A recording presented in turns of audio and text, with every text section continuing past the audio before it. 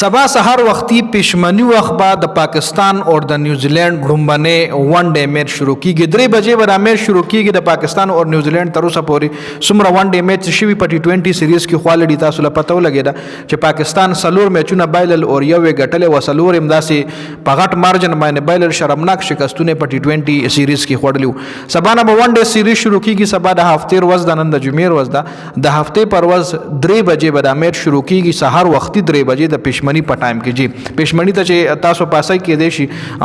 بیٹنگ شروع ہوئی فرسٹ اننگز شروع ہوئی جی د پاکستان اور نیوزیلینڈ تر اوسه پورې ون ډے میچز چې کوم دي 119 میچونه شوي دي 119 ټوټل میچونه شوي دي چې په هغه کې 54 میچونه نیوزیلینډ ګټلي دي سلور 50 اور 61 میچونه پاکستان ګټلي دي یو شپېته